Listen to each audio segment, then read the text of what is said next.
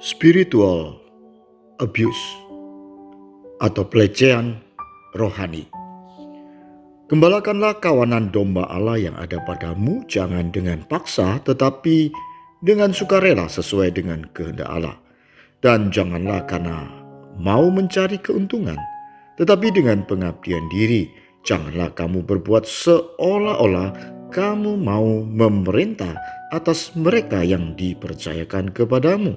Tetapi hendaklah kamu menjadi teladan bagi kawanan domba itu. 1 Petrus 5 ayat 2 dan 3. Masyarakat kita akhir-akhir ini banyak tertipu oleh penampilan dukun-dukun sakti dengan trik sulap dan penipuan, yang kemudian diungkapkan oleh pesulap merah.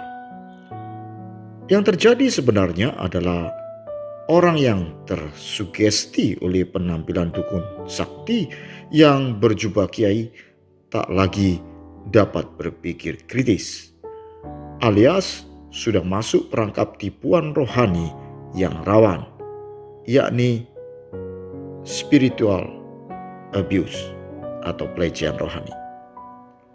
Orang tersebut akan dengan rela menurut semua perintah dukun sakti tersebut tanpa dapat berpikir logis, termasuk membayar mahal atau dilecehkan secara seksual. Belakangan juga terjadi pada dunia investasi yang menjanjikan return tinggi yang akhirnya memakan banyak korban orang Kristen karena afiliatornya seorang rohaniawan Kristen yang cukup terkenal. Dengan motivasi menggunakan ayat Alkitab dan contoh orang yang berhasil dengan cepat menjadi sultan, maka tergiurlah orang-orang dan masuk dalam perangkap spiritual abuse sehingga mereka tak lagi berpikir logis. Di daerah kantong Kristen seperti di Indonesia Timur, seorang pendeta sangatlah dihormati. Kadang-kadang penghormatan itu berlebihan. Apakah ini salah? Tentu penghormatan tidak salah, tetapi penghormatan berlebihan akan menjadikan umat Kristen patuh tanpa berpikir. Dan jika ini terjadi, maka akan rawan terjadinya spiritual abuse. Spiritual abuse bisa saja sudah direncanakan atau dilakukan by design oleh seorang pemimpin rohani, tetapi bisa terjadi tanpa disadari.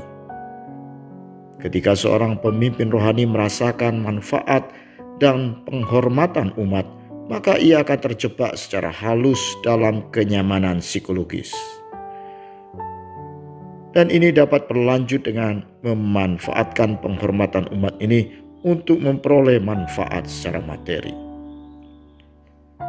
Lama-kelamaan, tanpa rasa bersalah, ia melakukan spiritual abuse secara intens dengan tujuan mendapat manfaat secara materi dan jasmani lebih banyak lagi.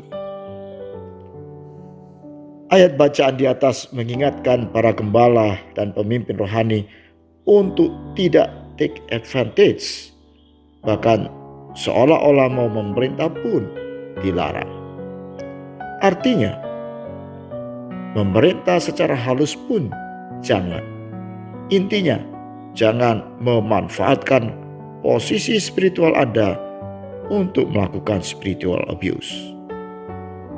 Supaya tidak terjebak spiritual abuse, tetaplah hidup sederhana, tetaplah rendah hati, dan teruslah memberi teladan.